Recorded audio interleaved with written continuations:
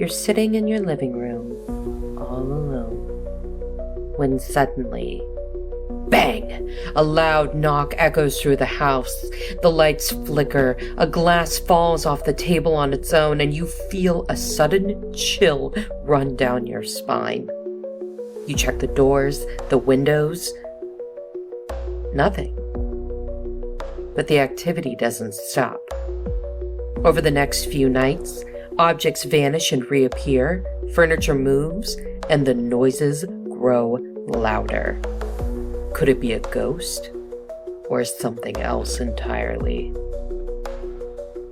Welcome back to Hauntings and Happenings, where we dive deep into the eerie, the unexplained, and the downright terrifying. I'm Kasey, your guide into the supernatural unknown, and today, we're talking about poltergeists, one of the most infamous and debated paranormal phenomena. Poltergeists are different from your typical haunted house ghost. These entities are loud, chaotic, and, some believe, may not be spirits at all. In this episode, we'll break down what poltergeists are, examine some of the most infamous cases, discuss the theories behind them, and, most importantly, how to tell if you might be experiencing a poltergeist haunting yourself. So, dim the lights, settle in, and let's talk about things that go bump and crash and scream in the night. So what exactly is a poltergeist? If we break it down, the word poltergeist comes from the German words poltern, meaning to make noise, and geist, meaning spirit or ghost. But as eerie as the name sounds, poltergeists are not your typical haunted house entities. Unlike residual hauntings, where ghosts are said to repeat past actions like echoes of history, poltergeists are interactive and disruptive. They don't just appear as shadowy figures. They slam doors, throw objects, and even physically interact with people. According to Encyclopedia Britannica, poltergeists have been reported throughout history, often causing rapping sounds, furniture movement, spontaneous fires, and water leaks. Some cases even report electronic disturbances, unexplained voices, and violent physical attacks. But what makes poltergeists truly different is that they aren't necessarily tied to a place like traditional ghosts. As Spirit Shack explains, poltergeists tend to be connected to a person rather than a location. Often a teenager or someone undergoing intense emotional distress. This has led some researchers to theorize that poltergeist activity may not be paranormal at all, but rather a form of psychic energy projected outward. But we'll get to that theory later. So how do you know if you're dealing with a poltergeist, and not just a regular old haunted house? Here are some classic signs of poltergeist activity, according to research from Live Science and Haunted Orange County. First, the unexplained noises. Persistent knocking, banging, footsteps, or even growling sounds with no apparent source. Second would be objects moving or being thrown. This is one of the most well-documented traits of poltergeists. Books flying off shelves, chairs sliding across floors, and even kitchen utensils being hurled through the air. Next will be electrical disturbances. Lights flickering, televisions turning on and off, and phones dialing numbers by themselves are frequently reported. Some researchers, like those cited in New Scientist, believe that high electromagnetic fields in certain environments could cause these effects, or make people believe they're experiencing them. Then there are physical interactions.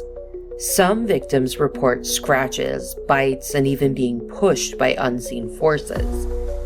King article discusses a case where a Bavarian secretary in 1967 was blamed for a series of poltergeist disturbances in her office, including moving furniture and exploding light bulbs. Lastly, there's water and fire manifestations. Sudden pools of water appearing on floors, walls, or ceilings without a source are also associated with poltergeist hauntings. More terrifyingly, spontaneous fires have been reported in several poltergeist cases, leading some investigators to question if these entities can manipulate energy or heat sources. Now, not all hauntings are created equal. According to Haunted Orange County, hauntings typically fall into 3 main categories. Number 1, you've got your residual hauntings. Think of these as ghostly echoes. They're energy imprints that play out like a recording on a loop, such as footsteps heard in the same hallway every night at 3 a.m. Residual hauntings don't interact with the living. They just replay history. Then you've got your intelligent hauntings. This is your classic ghostly encounter. A spirit that interacts with people, responds to questions, and shows awareness of its surroundings. But then you get poltergeist activity. Unlike the other two, poltergeists aren't always tied to a spirit. In fact, some researchers believe they might not be spirits at all. They're violent, short-lived, and unpredictable. While a ghost may drift silently through a hallway, a poltergeist will throw your dishes, slam your doors, and knock over furniture. They also tend to start suddenly and end just as abruptly, sometimes disappearing overnight. One of the most debated aspects of poltergeists is whether they are spirits at all. According to Imbert's article on paranormal phenomena, some parapsychologists believe poltergeists might actually be a form of psychic energy created by the living rather than the dead. This theory, known as Recurrent Spontaneous Psychokinesis, or RSPK, suggests that people under extreme stress, especially adolescents, may subconsciously project energy outward, causing physical disturbances. New Scientist prescribes a hypothesis from researchers Piero Provetto and Vera Maxia, who argue that hormonal changes during puberty may amplify brain activity in a way that triggers poltergeist-like phenomena. According to this theory, unconscious emotions can affect the physical world, causing objects to move, electronics to malfunction, and even spontaneous fires to ignite. This might also explain why so many poltergeist cases revolve around teenagers or emotionally charged households. If you've ever had a moody teenager in your house, you may understand. So what we've learned: a poltergeist is a noisy ghost, but it may not be a ghost at all. And unlike traditional hauntings, poltergeists are linked to people, not places. Common signs include the unexplained noises, objects moving, electrical disturbances, and physical interactions. And some researchers believe poltergeists could be caused by psychic energy, emotional distress, or environmental factors. Now that we've covered what a poltergeist is, let's look at some of the most infamous cases in history. Cases so terrifying, they've inspired movies, books, and endless debates. Poltergeist hauntings are some of the most terrifying and well-documented cases of paranormal activity. Unlike traditional ghosts that simply appear or make themselves known through whispers and shadows, poltergeists demand attention, throwing objects, slamming doors, and even attacking people. Throughout history, there have been several famous poltergeist cases that have left witnesses, skeptics, and paranormal researchers baffled. Some have inspired movies, while others remain unexplained to this day. Let's take a look at some of the most chilling poltergeist cases ever recorded. First, the Enfield Poltergeist, England's most famous haunting. If you've seen The Conjuring 2, then you're already familiar with this case. But the real story is even more unsettling. According to Live Science, the Enfield Poltergeist took place in a modest council house in Enfield, England, where single mother Peggy Hodgson and her 4 children were plagued by unexplained disturbances. The activity centered around 11-year-old Jeanette Hodgson, who claimed she was being tormented by an unseen force.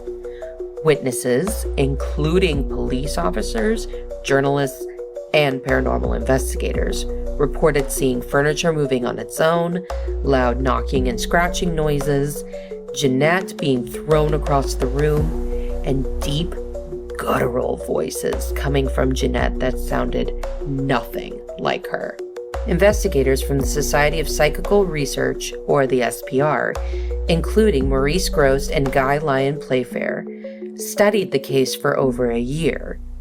Some of the most famous recordings of paranormal voices allegedly came from Jeanette herself, who spoke in a voice claiming to be Bill Wilkins, an old man who had died in the house years earlier.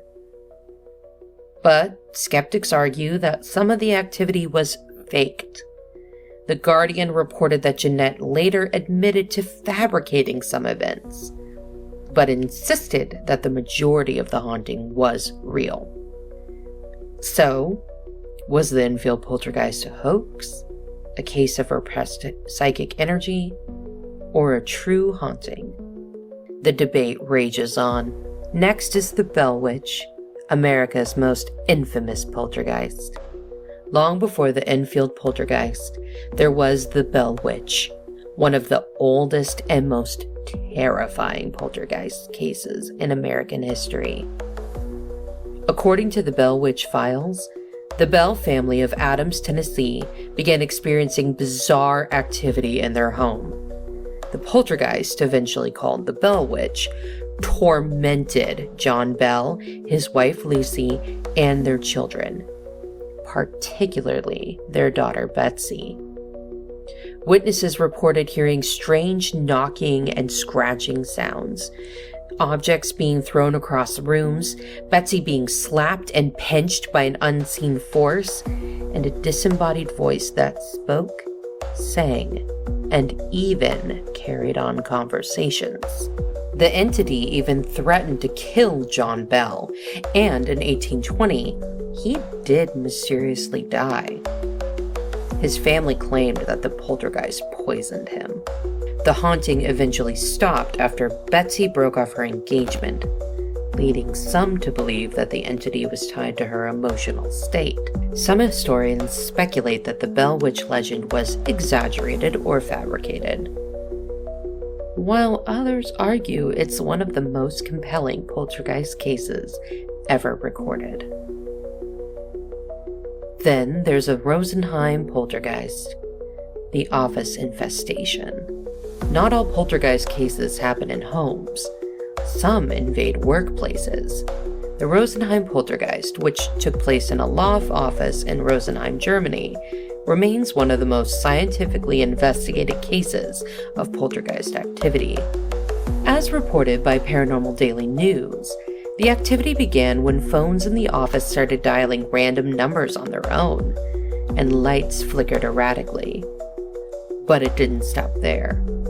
Heavy filing cabinets moved on their own, ceiling lights swayed violently with no cause, and electrical circuits overloaded without explanation. The disturbances were so severe that the office called in scientists and physicists to investigate. The research team, including parapsychologist Dr. Hans Bender, discovered that the activity seemed to center around a young secretary named Anne Marie, leading to theories that her subconscious mind was unknowingly creating the disturbances. Unlike the Enfield and Bell witch cases, this one had scientific monitoring, but no solid explanation was found. The activity eventually stopped when Anne-Marie left her job, fueling speculation that stress and psychic energy was the true cause. Then there's the Smurl haunting, a family's nightmare. Imagine living in a house where you are constantly physically attacked by an unseen force. That's what the Smurl family endured for nearly 15 years. As detailed in The Demonologist by Ed and Lorraine Warren, the Smurl family of West Pittston, Pennsylvania reported experiencing foul odors of rotting flesh, dark shadow figures appearing at night, and physical assaults including scratches and levitation. The Warrens, famous paranormal investigators, believed that the Smurl haunting was not just a poltergeist, but a demonic entity. However, skeptics argue that no physical evidence was ever recorded, making this case one of the most controversial. Then there's the South Shields Poltergeist. Most famous poltergeist cases are decades or even centuries old, but some are shockingly recent. According to the Center of Excellence, in 2005, the South Shields Poltergeist case involved a young couple in South Shields, England, whose home became the site of terrifying disturbances. Furniture violently thrown across rooms, toys appearing in bizarre formations, and the poltergeist writing eerie messages like, "You're dead," on the walls and children's toys. The couple, who wished to remain anonymous, had paranormal investigators document the activity, but no explanation was found. The case remains one of the most well-documented modern poltergeist hauntings. So what do these cases tell us? For starters, poltergeists aren't limited to a time period. They've been reported for centuries and continue today. Secondly, many cases center around young people or emotionally charged environments, supporting the theory that psychic energy plays a role.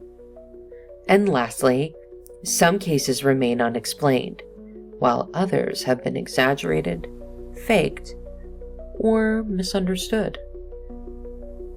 So are poltergeists paranormal entities, or could they be something else entirely? An extension of the human mind? Imagine this. You wake up in the middle of the night feeling uneasy. You hear a faint knocking sound coming from the hallway. You tell yourself it's just the house settling. But then your bedroom door creaks open on its own.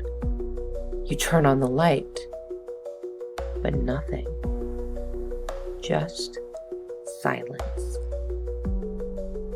But the next morning, you find your keys on the kitchen floor, even though you swear you left them on the counter. Could this be a poltergeist? Or is it just your mind playing tricks on you?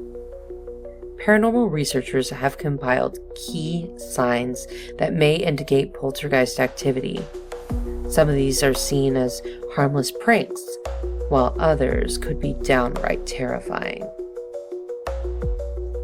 First, objects moving or disappearing on their own, known as the disappearing object phenomena. One of the biggest red flags of poltergeist activity is objects moving or vanishing.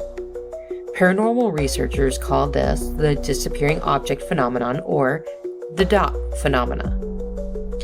According to Live Science, this occurs when an object vanishes from its usual place, only to reappear later in an impossible location. Some common examples include keys vanishing from the table and reappearing in the freezer, books flying off shelves with no visible force, or furniture shifting positions overnight. A well-documented case comes from the South Shields Poltergeist, where investigators witnessed a child's toy move by itself, then later find it stacked on top of other objects in an eerie pattern. Skeptics argue that memory lapses or misplacing objects are the real culprits.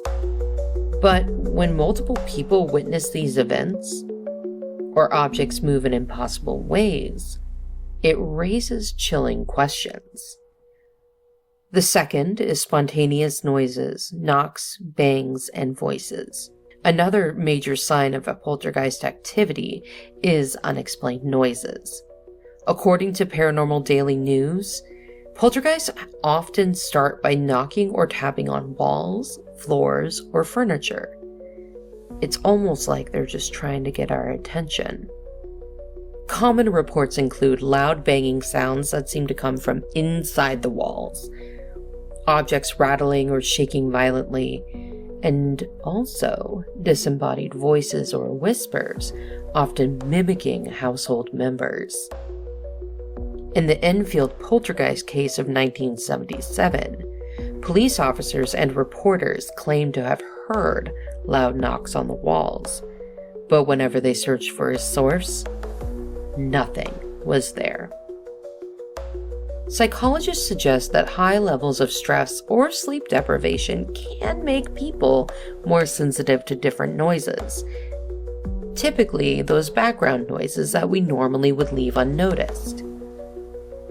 However, when multiple people hear the same sound at the same time, it's hard to dismiss. The next is electrical disturbances. Poltergeists seem to love messing with electronics. According to New Scientist, some researchers believe that strong electromagnetic fields, or EMFs, as we've talked about on the show before, in certain locations can cause hallucinations or the sensation of being watched. But what happens when electrical devices behave in ways that defy logic? Some commonly reported poltergeist-related electrical disturbances include lights flickering even when the wiring is checked and normal, radios and televisions turning on and off by themselves, and phones dialing numbers or receiving strange, static-filled calls. In the Rosenheim Poltergeist case of 1967, scientists recorded lights flickering on and off without any electrical explanation, and office phones dialing random numbers with no one touching them. While some cases can be explained by faulty wiring or radio interference, others remain unexplained, leading researchers to consider paranormal influences. Then there's the physical interactions, the scratches, the bites, and the pushing. Some of the most terrifying poltergeist encounters involve physical contact. According to Keen articles, there have been documented cases of people being scratched, bitten, or pushed by an unseen force. In the Bell Witch case, which spanned from 1817 to 1821, the poltergeist was notorious for slapping and pinching Betsy Bell. She would often wake up with bruises and welts, claiming that an invisible hand was attacking her. Modern cases tend to report cold hands grabbing at people's arms or legs, sudden scratches or bite marks appearing, and feeling an invisible force shoving them. Some skeptics suggest that these marks could be self-inflicted during sleep, or caused by environmental factors like dry skin or insect bites. But when the scratches appear in patterns or locations the victim couldn't reach, the mystery deepens. Next, there are the spontaneous fires and water puddles. One of the rarest, but most alarming signs of poltergeist activity are spontaneous fires or unexplained water leaks. According to Haunted Orange County, poltergeists have been linked to small fires igniting with no known cause, water suddenly leaking from walls, floors, or ceiling, even in dry conditions, and objects like paper or clothing catching fire on their own. In the Smurl haunting, which spanned from the 1970s to the 1980s, the family claimed their television burst into flames without being plugged in, and water appeared dripping from the ceiling with no pipes nearby. Could poltergeists be manipulating heat and moisture in the environment? Or is there a natural explanation we haven't explored yet? Lastly, there are the emotional or psychological changes in the household. Poltergeist activity doesn't just affect objects. It affects people. According to Frontiers for Young Minds, homes experiencing poltergeist activity often have a pattern of increased stress, anxiety, and emotional outbursts among the people living there. Some common effects include increased tension or frequent arguments in the household, children suddenly acting withdrawn or aggressive, and a persistent feeling of being watched. The RSPK theory suggests that emotional stress might be fueling the activity rather than the external spirit. In the Rosenheim Poltergeist case, researchers noticed that activity intensified whenever Anne-Marie, the young secretary, was present and emotionally distressed. Once she left, the disturbances stopped completely. So, could poltergeist be a reflection of our own subconscious minds? Or is it something truly supernatural at play? If you're experiencing some of these signs, don't panic just yet. Many logical explanations exist, and it's always good to rule out those first. For starters, keep a journal. Write down when and where activity occurs. Being able to track these things allows us to see if there's a pattern or if it's just a one-off. The next is to check for logical explanations. Look for faulty wiring, those loose floorboards, or mischievous pets. Could the keys have been knocked on the floor by a poltergeist? Perhaps. Or it could be Mittens just taking a stroll on the countertops.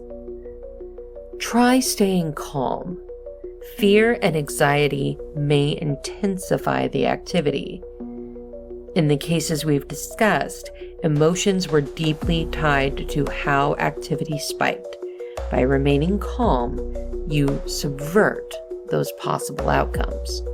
And you could, of course, experiment with cleansing methods, smudging with sage, placing protective objects, or seeking spiritual guidance. If the activity continues, you may have a real poltergeist case on your hands. So what exactly is a poltergeist? Are these entities restless spirits, mischievous demons, a glitch in reality? Or is the explanation much closer to home? Our own minds projecting energy into the world? There's no single answer to the poltergeist mystery, but over the years, parapsychologists, neurologists, neuroscientists, skeptics, and paranormal investigators have come up with multiple theories. Some suggest poltergeists are supernatural, while others believe they could be a natural but unexplainable phenomenon, or even the result of our own subconscious minds at work. Let's take a look at the most compelling and controversial explanations for poltergeist activity. For those who believe in the supernatural, poltergeists fit into three main categories. Number 1, spirits of the dead. They are ghosts trying to get attention. Number 2, malevolent entities, demons or dark forces. Or 3, interdimensional beings, glitches between realities. Let's start with the ghost theory, spirits trying to communicate. One of the oldest beliefs is that poltergeists are spirits of the dead who are struggling to make contact with the living. According to Spirit Shack, many poltergeist cases seem to align with traditional hauntings, where an entity is tied to a specific person or location. For example, the Bell Witch case involved an entity that allegedly had full conversations with the Bell family, predicting the future and making its presence known through poltergeist-like activity. And the Enfield Poltergeist included a spirit claiming to be Bill Wilkins, a man who supposedly died in the house, speaking through young Janet Hodgson in a deep, unnatural voice. Could poltergeists simply be restless ghosts with the power to move objects? Or is there something else at play? Next is the demonic theory, a malevolent force. Some researchers believe poltergeists aren't ghosts at all, but something much darker. As Keen Articles explains, many cases of poltergeist activity seem violent in nature. Scratches, burns, attacks, and even possessions. This has led investigators like Ed and Lorraine Warren to classify some poltergeist cases as demonic infestations rather than hauntings. The Smurl haunting, for example, involved poltergeists that allegedly tormented the family for over a decade, physically attacking them and even emitting a foul, rotting stench, a common sign in demonic cases. And the South Shields poltergeist involved an entity that left threatening messages scrawled on walls and children's toys. Some believe that demonic forces disguise themselves as poltergeists to gain control over a person or a space. Then there's the interdimensional theory, a glitch in reality. What if poltergeists aren't ghosts or demons, but something completely different? According to New Scientist, some physicists have suggested that poltergeist activity could be a manifestation of shifts between dimensions. The idea? Parallel universes occasionally overlap, creating disturbances in the physical world. Think of it like radio frequencies. They're interfering with one another. Could poltergeists be glitches between our world and another? While this theory remains on the fringe, it offers a fascinating perspective. If poltergeists are not spirits, but dimensional anomalies, it would explain why A, the activity starts and stops suddenly, B, objects move in ways that seem to defy physics, and C, poltergeists don't behave like conscious spirits, but more like random energy bursts. Now let's step away from the paranormal into the realm of psychology and physics.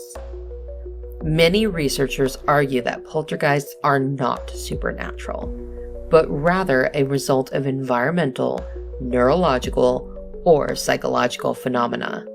Here are some of the leading scientific theories. The first is that repressed psychic energy, or RSPK theory. One of the most controversial yet compelling theories is that poltergeist activity is actually generated by the human brain, without the person even realizing it. Parapsychologist William G. Roll proposed the RSPK theory, which suggests that intense emotional energy, especially in adolescence, can cause objects to move, lights to flicker, and sounds to manifest. The Rosenheim case, researchers found that poltergeist activity always intensified when the young secretary Anne-Marie was present. Once she left, the disturbances stopped.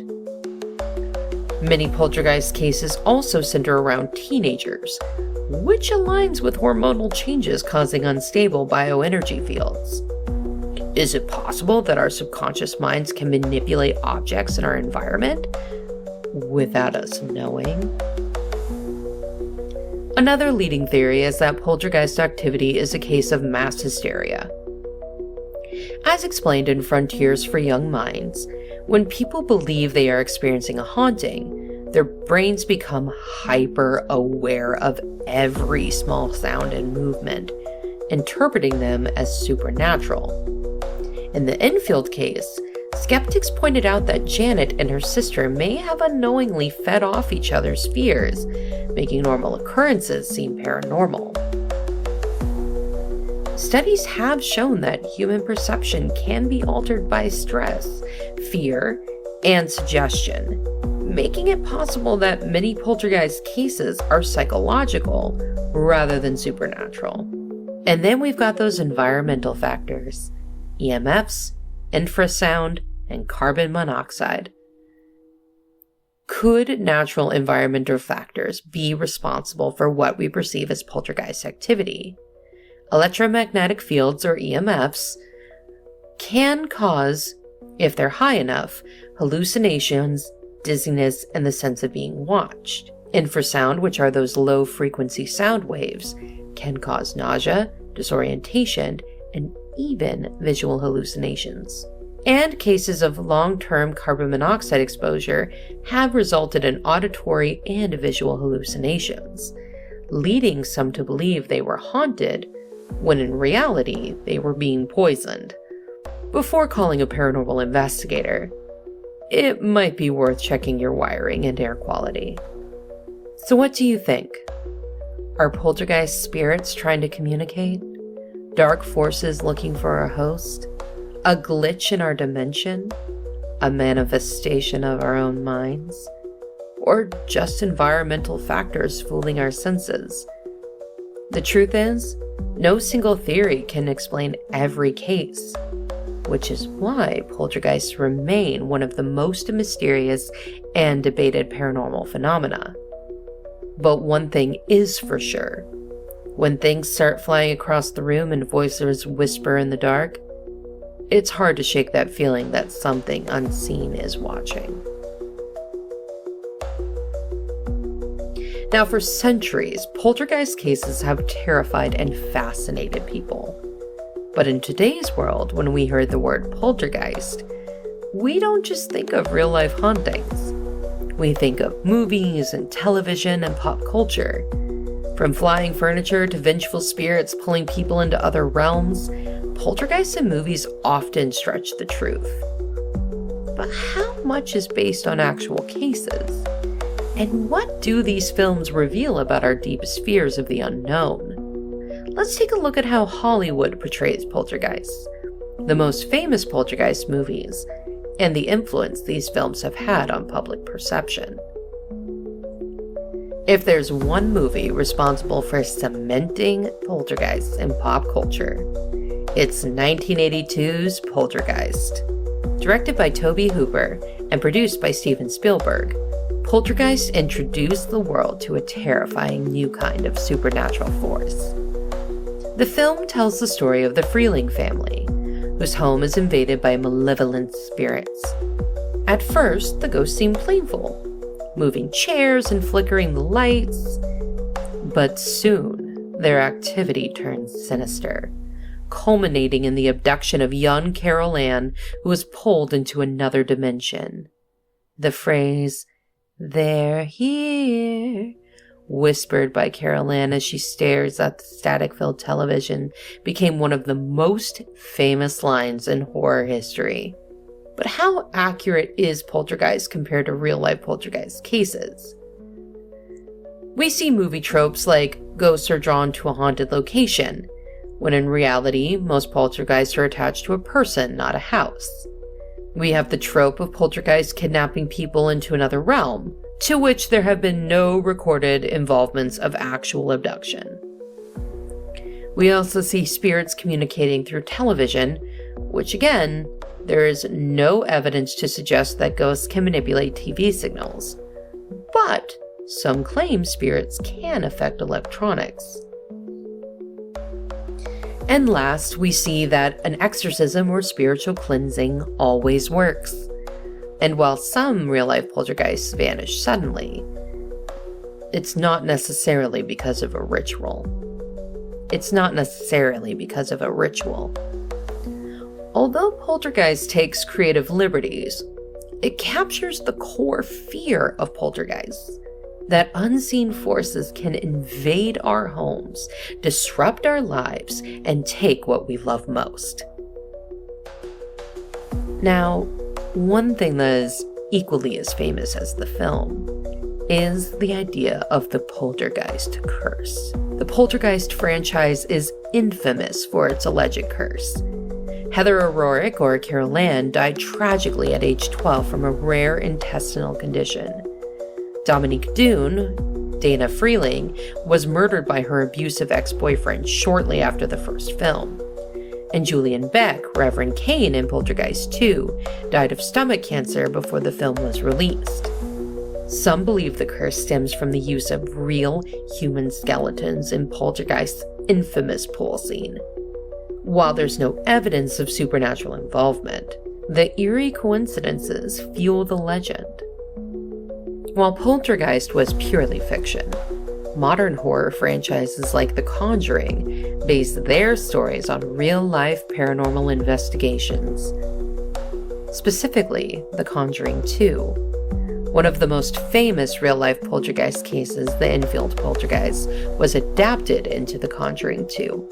In the film, Ed and Lorraine Warren travel to England to investigate the haunting of young Janet Hodgson, a girl supposedly tormented by an aggressive poltergeist named Bill Wilkins.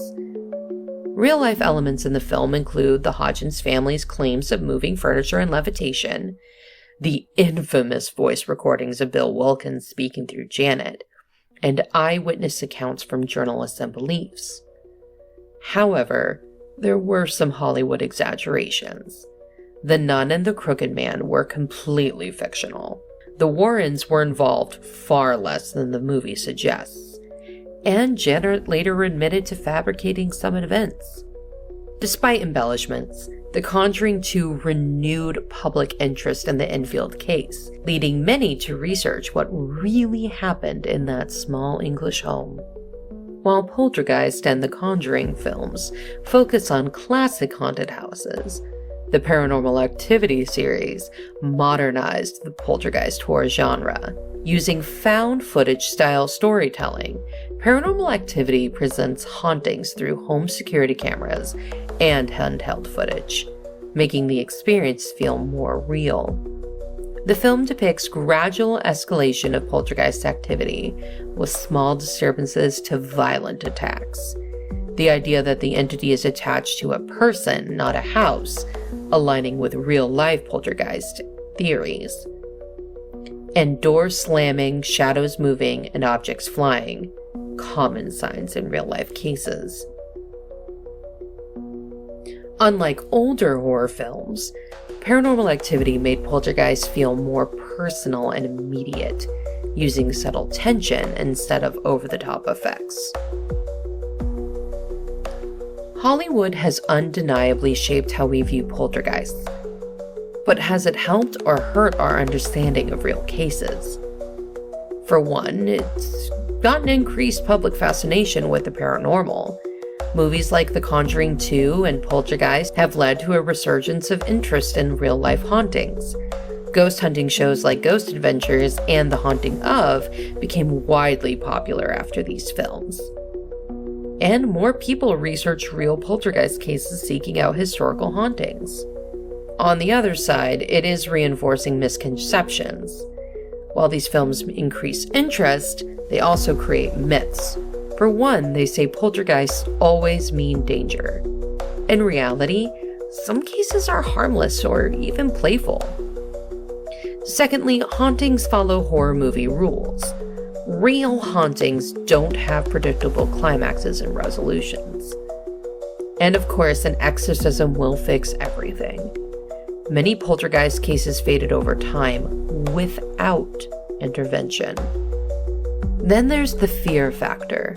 Why poltergeists scare us? Why do poltergeist movies affect us more than typical ghost stories? It's because they invade our personal spaces, our homes, our beds, our safe places. They break the laws of physics, reminding us how little we understand. And they are unpredictable.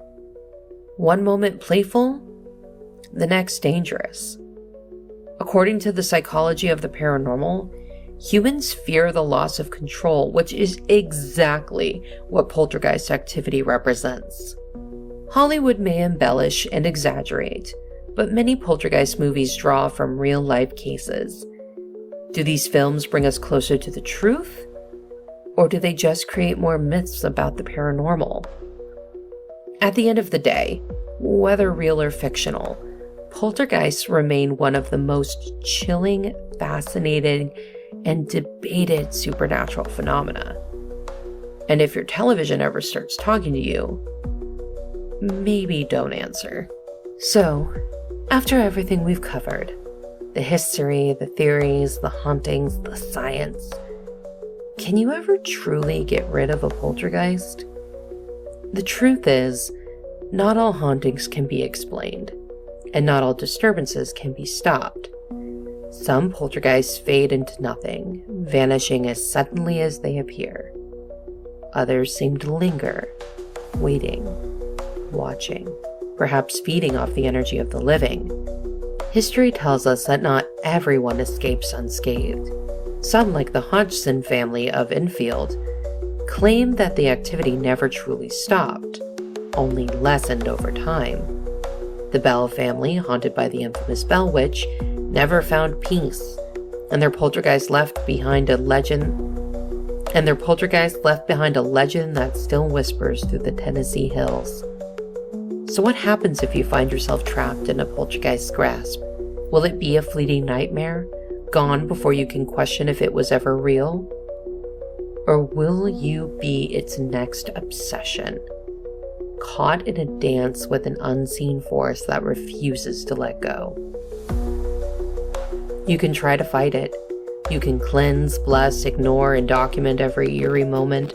But what if, despite everything, you still wake up to the sound of footsteps where no one should be, whispers just beyond your door, and the chilling sense that you are not alone? In the end, some doors, once opened, refuse to close.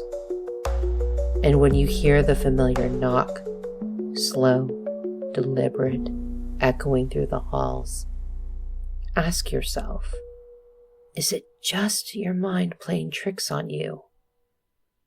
Or is something else knocking back? Thank you for joining us on today's journey into the unknown. If you enjoyed this episode of Hauntings and Happenings, don't forget to subscribe, leave a review, and share it with fellow seekers of the strange. Got a story, theory, or a haunted hotspot you want us to explore?